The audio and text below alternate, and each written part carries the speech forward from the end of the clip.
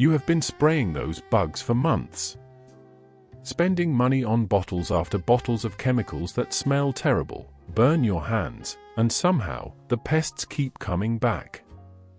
What if I told you the real solution was never in a bottle?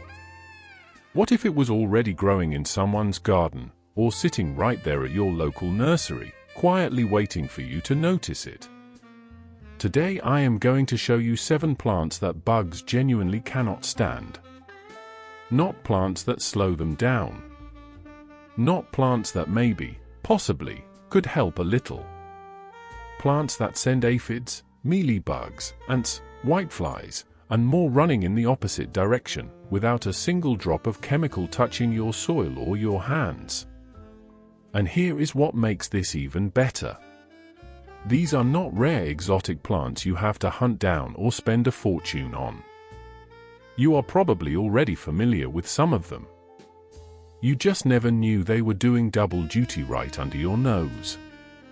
Stay with me until the very end, because the last plant on this list is the one that surprises almost everyone, and it might already be growing in your garden right now doing absolutely nothing, simply because nobody told you how to use it properly.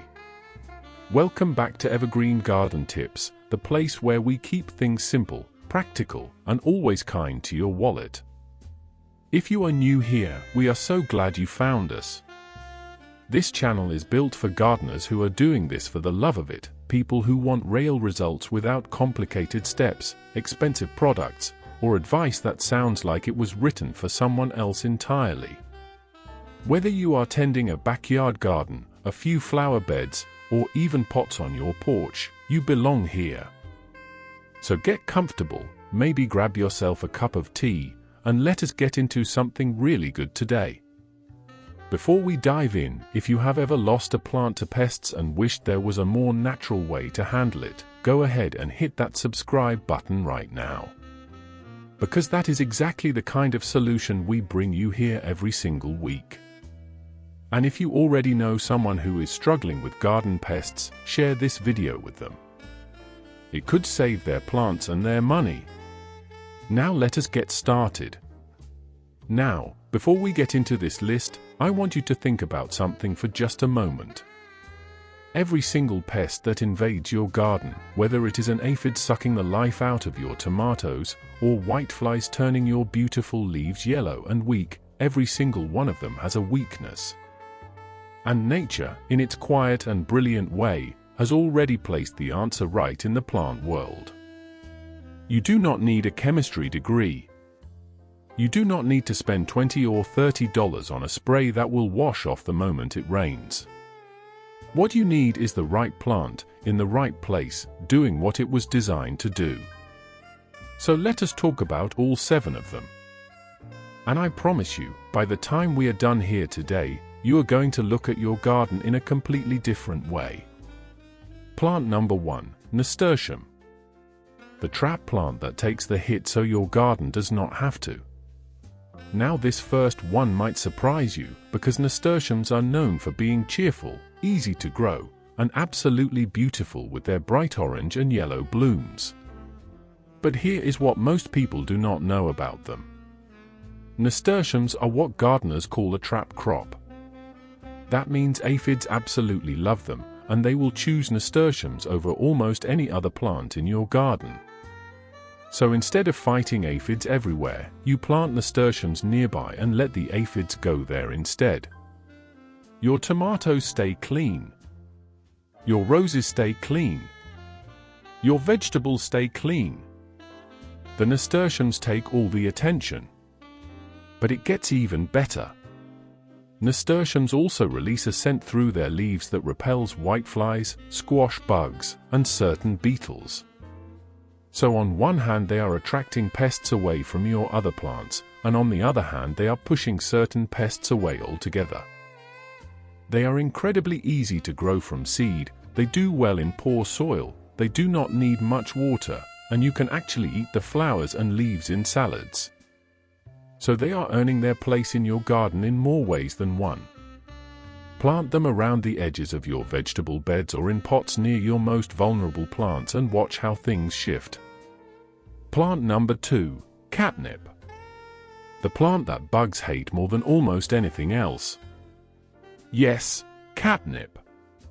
The same plant your cat goes absolutely wild over is the same plant that sends cockroaches, aphids, ants, flea beetles, and Japanese beetles in the complete opposite direction.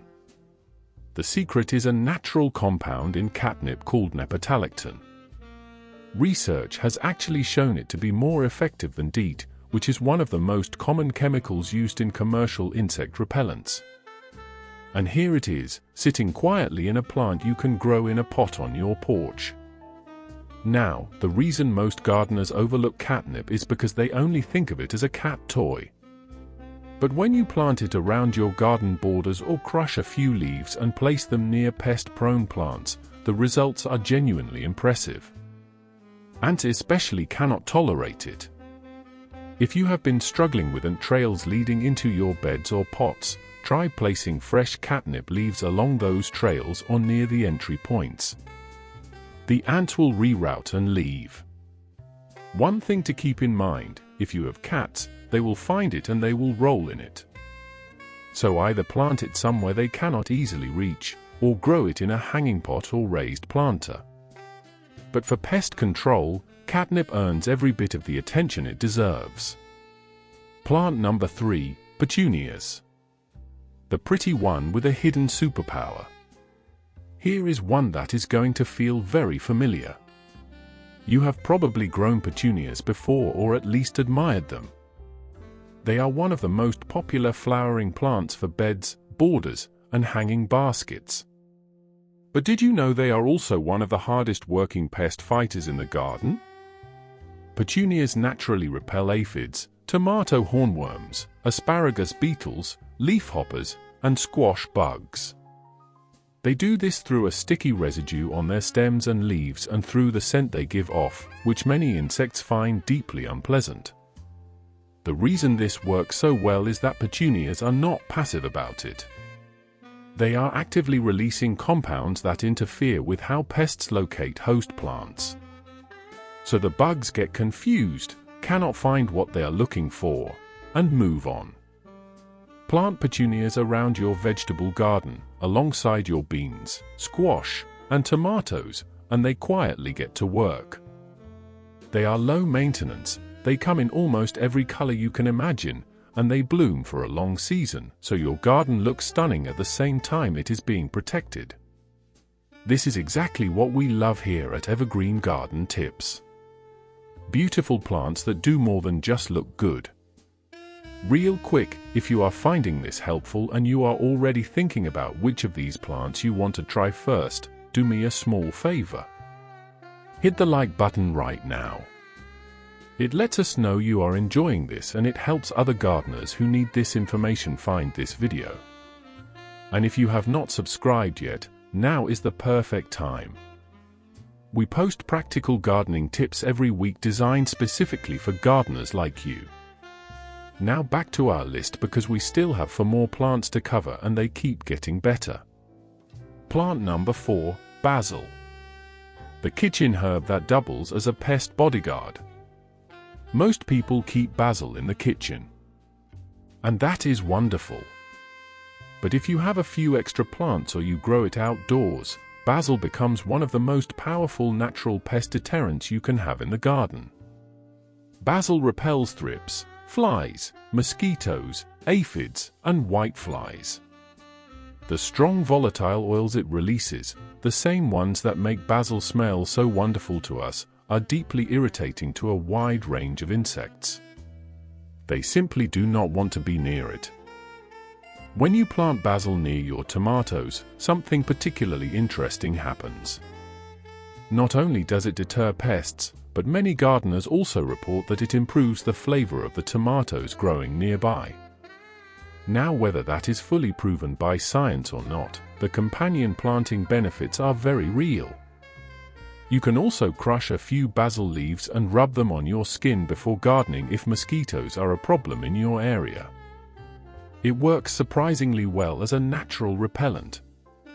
Grow it in pots and move those pots around your garden to wherever you need protection most. It is flexible, useful, incredibly fragrant, and best of all, you get to use it in your cooking too. That is what I call a full return on investment. Plant number 5, marigolds. The garden classic that earns its reputation every single season. Now you may have heard that marigolds are good for the garden. But I want to make sure you understand exactly why, because most people only know half the story. Marigolds produce a substance in their roots called alpha-terthionyl. This compound is toxic to nematodes, which are microscopic worms that attack plant roots underground. You cannot see nematode damage until it is too late and your plant simply collapses. But marigolds are fighting that battle quietly beneath the soil all season long. Above ground, the strong scent of marigolds repels whiteflies, aphids, and Mexican bin beetles. And because they attract beneficial insects like hoverflies and parasitic wasps, those good insects then go on to prey on the very pests you are trying to get rid of. The key with marigolds is to plant the French variety, not just any marigold. French marigolds are the most effective for pest control and they stay compact and tidy in your beds. Plant them in clusters rather than a single plant scattered around, and give them full sun for the best results. If you have ever struggled with whiteflies on your tomatoes or beans, plant a thick border of French marigolds around that bed next season and watch how dramatically things improve. Plant number 6, mint. The spreading sensation that bugs cannot stand to be around. Mint is one of those plants people either love or are slightly afraid of because it spreads so aggressively. But that spreading nature is actually what makes it so useful as a pest deterrent. The more of it there is, the more of its powerful scent fills the air around your garden. Mint repels aphids, ants, flea beetles, and even mice and rodents that sometimes find their way into garden beds. The menthol compounds in mint are overwhelming to insects with sensitive antennae, which is most of the pests you are dealing with. The smart way to use mint in your garden without letting it take over everything is to grow it in pots and then place those pots strategically around your beds.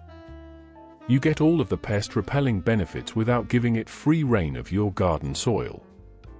You can also cut fresh mint, bruise the leaves slightly to release the oils, and lay those cuttings around the base of plants that are being attacked. Replace them every few days as they dry out and lose their potency. It is one of the simplest and most effective tricks in natural gardening. And of course, fresh mint for your tea, your cooking, and your water is just a lovely bonus that comes with growing it. Plant number 7, lavender. The one that surprises everyone and might already be in your garden. Here it is. The one I promised you at the very beginning. And I want you to think about whether you already have this growing somewhere. Lavender is one of the most beloved garden plants in the world. People grow it for its beauty, its calming fragrance, and its uses in the home. But what most gardeners do not realize is that lavender is one of the most powerful natural repellents for some of the most stubborn garden pests, including moths, fleas, whiteflies, and most critically, mealybugs. Mealybugs are one of the most difficult pests to control because they hide in tight spaces, they reproduce quickly, and they coat themselves in a waxy white substance that makes most sprays slide right off them. But lavender oil and the compounds lavender releases naturally are genuinely effective at keeping them away from nearby plants. Here is what many gardeners have never been told. If you place lavender near your most pest-prone plants or place dried lavender bundles near affected areas, you disrupt the environment that mealybugs need to thrive. Beyond that, lavender attracts pollinators like bees and butterflies, which improves your entire garden ecosystem. A healthy garden with strong pollinator activity is naturally more resilient against pest pressure. Plant lavender in a sunny spot with well-draining soil. It does not like to sit in wet ground. But once established, it is one of the lowest maintenance plants you will ever grow, and it will quietly protect your garden season after season while looking absolutely stunning doing it.